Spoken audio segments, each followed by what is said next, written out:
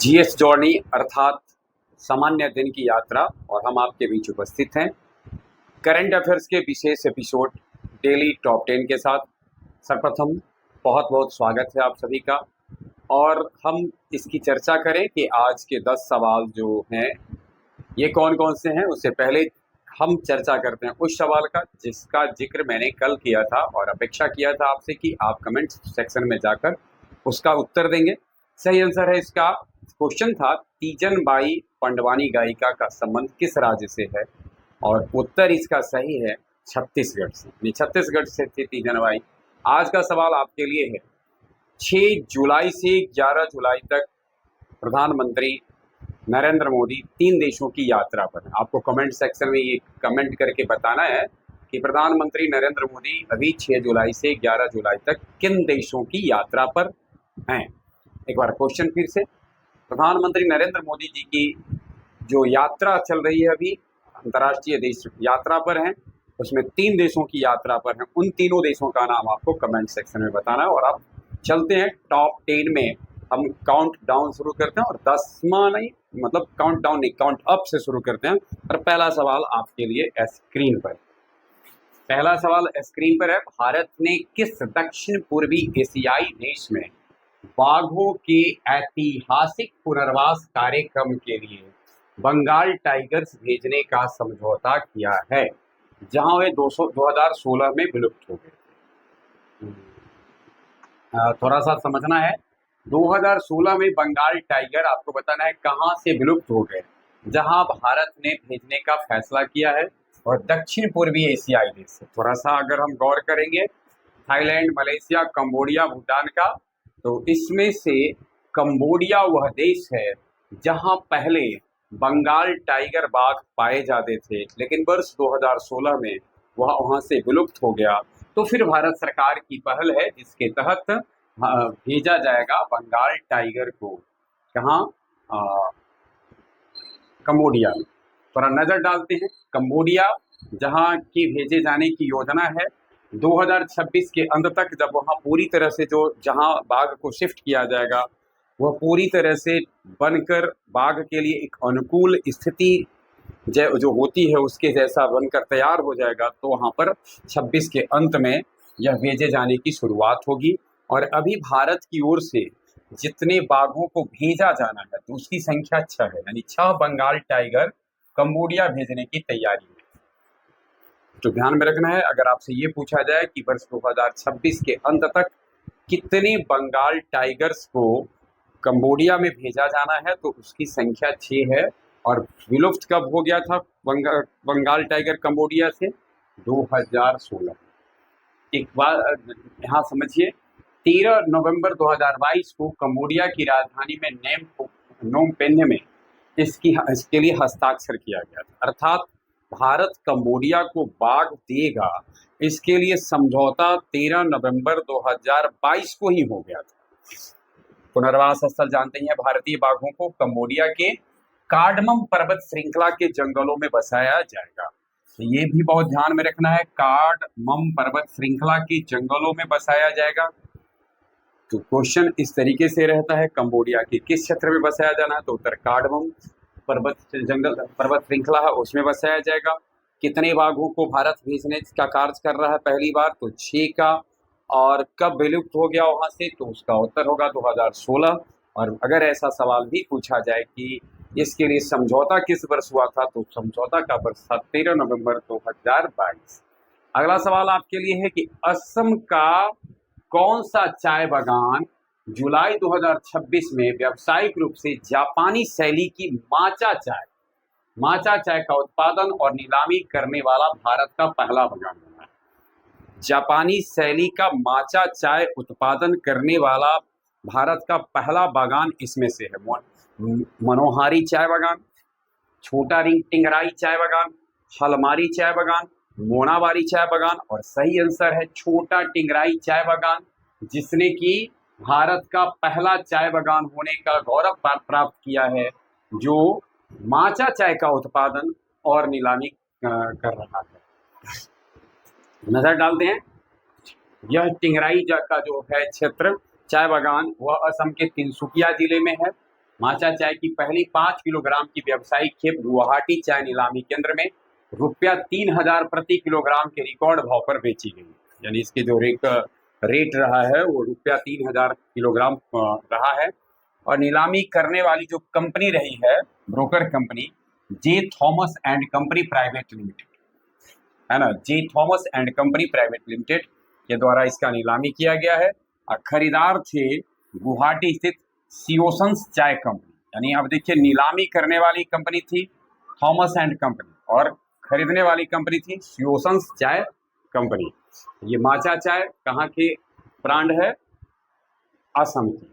अगला सवाल तीसरा आज का है, जुलाई 2026 से डूरंड कप का कौन सा संस्करण शुरू होगा? पहले तो यह भी ध्यान में रखें कि पूछा यह जाता है कि डूरंड कप का संबंध किस खेल से? तो डूरंड कप का संबंध है फुटबॉल से। और डूरंड कप की शुरुआत भारत में 1888 ईस्वी से हुई। और एक समय था कि यह एक बहुत ही प्रतिष्ठित, और आज भी भारत की अगर बात किया जाए घरेलू फुटबॉल की, तो भारत का बहुत ही प्रतिष्ठित ट्रॉफी है, प्रतिष्ठित प्रतियोगिता है डूरंड ट्रॉफी।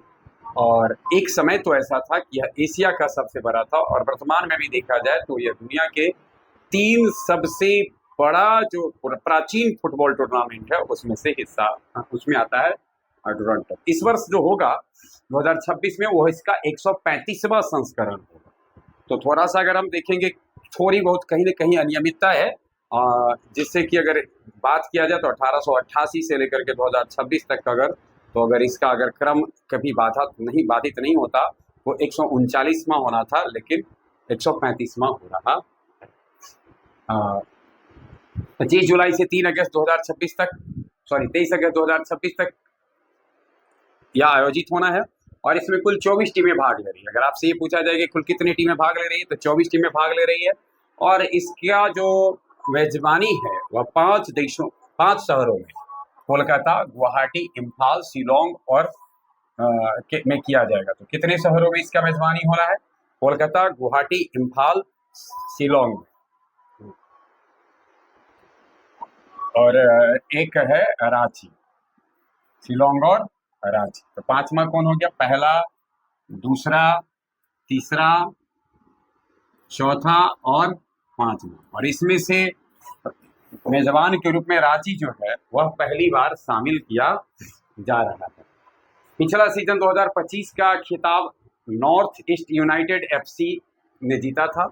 अब देखना है कि इस बार जो 24 टीमें भाग ले रही है उसमें से कौन सी टीम डूरंड कप का खिताब अपने नाम कर पाती है।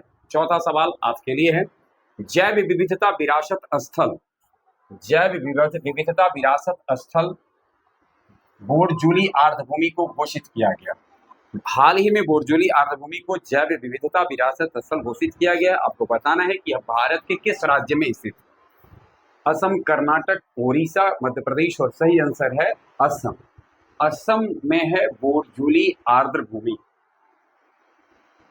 यह आर्द्रभूमि असम के सोनितपुर जिले में, यानी बोरजूली आर्द्रभूमि असम के सोनितपुर जिले में है और ब्रह्मपुत्र नदी घाटी के बाढ़ प्रबंध मैदानी इलाकों में। भारत का पहला जैव विविधता विरासत स्थल है, जिसे विशेष रूप से जंगली चावल की अत्यंत दुर्लभ प्रजाति ओराइजा रूफीपोगोन, ओराइजा रूफीपोगोन, पहले अगर ये पूछा जाए क्या है, तो यह जंगली चावल की प्रजाति है।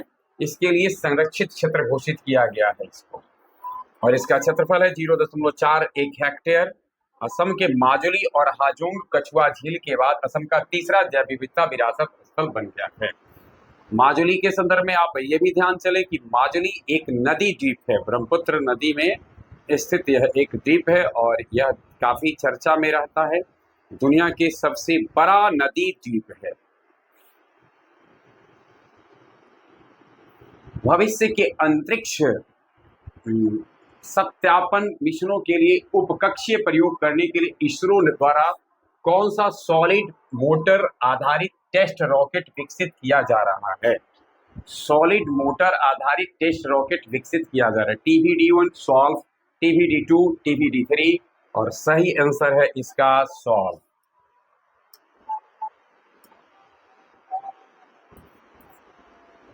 सही आंसर है क्या? सॉल्व।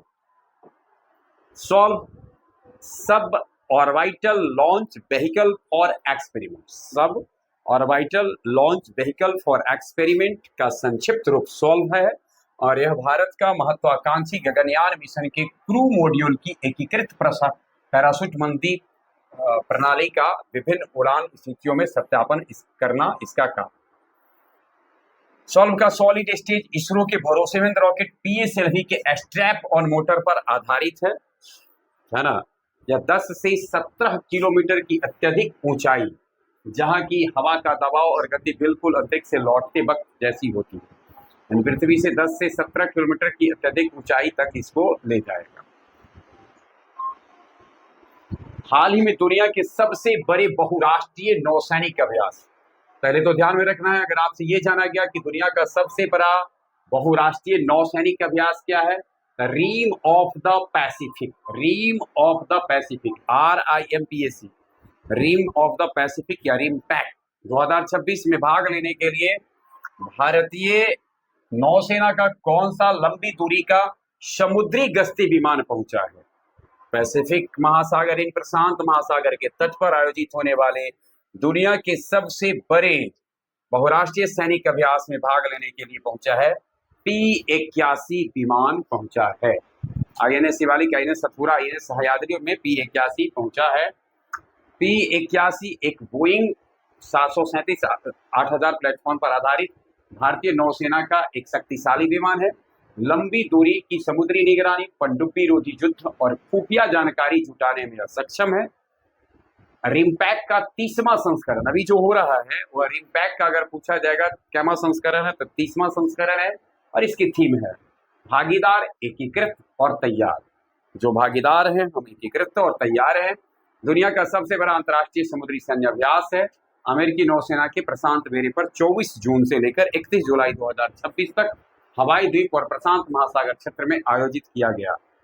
यह नौसेना, भारतीय नौसेना इस द्विवार्षिक अभ्यास में वर्ष 2014 से नियमित रूप से भाग ले रही है। अगर आपसे पूछा जाएगा कि रिमपैक में भारतीय सेना कब से भाग ले रही है, तो वर्ष 2014 से। और इस 7वां सवाल है, कौन सा देश हाल ही में international big cat alliance IBC का 27वां सदस्य बना है? सऊदी अरब, बांग्लादेश, मिस्र, इनमें से कोई नहीं। यानी IBCA international big cat alliance का 27वां सदस्य देश बना है भारत का पड़ोसी देश बांग्लादेश। बांग्लादेश इस वर्ष 27वां सदस्य देश बन गया है इंटरनेशनल बिग कैट अलायंस का। प्रधानमंत्री नरेंद्र मोदी ने अप्रैल 2023 में प्रोजेक्ट टाइगर के 50 वर्ष पूरे होने के अवसर पर इसकी घोषणा की थी। किसकी? इंटरनेशनल IBCA की घोषणा की गई थी। यानी भारत द्वारा शुरू की गई एक संधि आधारित अंतर सरकारी अंतर्राष्ट्रीय संस्था है। यानी IBCA भारत के द्वारा संचालित संस्था है। इसमें दुनिया की 7 प्रमुख बिल्लियों की जो प्रजाति है उसके संरक्षण का केंद्र है, यानी संरक्षण पर केंद्रित है। सॉरी, यानी यह जो योजना है IBCA, वो दुनिया की जो 7 बिल्ली की जो प्रमुख बड़ी बिल्ली की जो प्रजाति है, जिनमें बाघ है, शेर है, तेंदुआ है, हिम तेंदुआ है, चीता है और जगुआर है, प्यूमा है, ये 7 हैं। इनके संरक्षण पर केंद्रित IBCA है, जिस इन 7 में जगुआर और प्यूमा भारत में नहीं पाई जाती है। 8वां सवाल है, अभी हाल ही में खबरों में रहा तांदुलवारी किला किस राज्य में स्थित है? गुजरात, महाराष्ट्र, कर्नाटक, तेलंगाना, और सही आंसर है इसका महाराष्ट्र में यह स्थित है। तांदुलवारी किला किस राज्य में स्थित है? महाराष्ट्र में स्थित है। महाराष्ट्र के पालघर जिले में तांदुलवारी पड़ता है। पालघर जिले में सफाले और लाल ठाणे गांव के पास है। लगभग 800 वर्ष पुराना पहाड़ी किला है। इतिहास में इसका जो मुख्य रूप से मैदानी इलाकों, अरब सागर, व्यापार मार्गों की निगरानी के लिए एक प्रहरी दुर्ग के रूप में इसको सब देखा जाता है। और लगभग 1524 फीट की ऊंचाई पर स्थित इस स्थान से सूर्या और बैतरना नदियों का संगम साफ दिखाई देता है। हाल ही में किस क्षेत्र के सीबक थॉर्न को भौगोलिक संकेतक का दर्जा दिया गया है? स्पीति हिमाचल प्रदेश, सलूनी सफेद मक्का हिमाचल प्रदेश, चंबा मेटालाट हिमाचल प्रदेश, इनमें से सभी। हिमाचल प्रदेश के स्पीति के सिवकथॉर्न को, हिमाचल प्रदेश के स्पीति के सिवकथॉर्न को हाल ही में जीआई टैग प्राप्त हुआ है। गौरतलब हो अभी सलोनी सफेद मक्का को भी मिला है, चंबा मेटल को भी मिला है, लेकिन स्पीति क्षेत्र का सिवकथॉर्न है। सिवकथॉर्न किस क्षेत्र का है? स्पीति क्षेत्र का है। यह एक झाड़ी नुमा एक प्रकार का बेरी टाइप का है, खट्टी बेरी है, यह नारंगी पीले रंग की एक खट्टी बेरी फल है, जिसमें vitamin C, omega fatty acid और एंटीऑक्सीडेंट भरपूर मात्रा में होता है। ट्रांस हिमालयी क्षेत्र के शून्य से नीचे -43 डिग्री सेंटीग्रेड के अत्यधिक ठंडे तापमान में भी आसानी से जीवित रह सकता है। आप सोच सकते हैं कि -43 डिग्री सेंटीग्रेड के नीचे भी यह जीवित रहने वाला पौधा है। अत्यधिक औषधीय और पोषक गुणों के कारण इसे वंडर प्लांट और लद्दाख गोल्ड या कोल्ड डेजर्ट्स का गोल्डन बुश भी कहा जाता है। जुलाई 2026 की शुरुआत में हिमाचल प्रदेश के कुल 8 पारंपरिक उत्पादों को एक साथ भौगोलिक जीआई टैग प्रदान किया गया, जिसमें सिवकथॉर्न भी शामिल था, और सिवकथॉर्न स्पीति क्षेत्र में है। तो ध्यान में रखना है, अगर ये पूछा जाएगा कि वर्ष जुलाई 2026 में हिमाचल प्रदेश के कितने उत्पादों को जीआई टैग प्राप्त हुआ है, तो इसका सही उत्तर हो 10वां सवाल और आज का आखिरी सवाल है। हाल ही में चर्चा में रही I2SCA सबमरीन केबल सिस्टम परियोजना का संबंध किन देशों से है? भारत, श्रीलंका, मालदीव, और ये Thailand, Myanmar, Bharat, Malaysia, Singapore, Vietnam, Laos और कंबोडिया, और इसका सही आंसर है भारत, मलेशिया और सिंगापुर। तकनीकी कंपनियों और दूरसंचार दिग्गजों के एक मंच ने इस समुद्र के नीचे बिछाने वाली केबल प्रणाली के निर्माण के लिए समझौते पर हस्ताक्षर किया है। कंसोर्टियम का नेतृत्व लाइट स्टॉर्म कर रहा है, जिसमें माइक्रोसॉफ्ट, सिंगटेल और टाटा कम्युनिकेशन शामिल। लगभग 3600 किलोमीटर लंबी ऑप्टिकल फाइबर सबमरीन केबल है। सिंगापुर और कुआलालंपुर के को सीधे भारत के पूर्वी तट से जोड़ेगी। भारत में इसके 2 तटीय लैंडिंग पॉइंट होंगे। पहला आंध्र प्रदेश के मछलीपट्टनम में, जो हैदराबाद की सबसे छोटा समुद्री मार्ग देगा, और दूसरा दक्षिण चेन्नई। केबल को विशेष रूप से artificial intelligence training, cloud computing और हाइपर स्केलर डेटा सेंटर को बढ़ती डिजिटल मांगों और कनेक्टिविटी को पूरा करने के लिए डिजाइन किया गया है, और इसकी शुरुआत वर्ष 2029 में की गई। ये 10 सवाल थे करंट अफेयर्स के, जिसके साथ हम आपके बीच उपस्थित हुए। आज भर के लिए बस इतना ही, और साथ ही आपसे एक अनुरोध होगा, आपको अगर ऐसा लगता है कि इसमें कुछ और इसे बेहतर करने के लिए किया जा सकता है, तो जरूर सुझाव दें। आपके सुझाव की अपेक्षा के साथ धन्यवाद।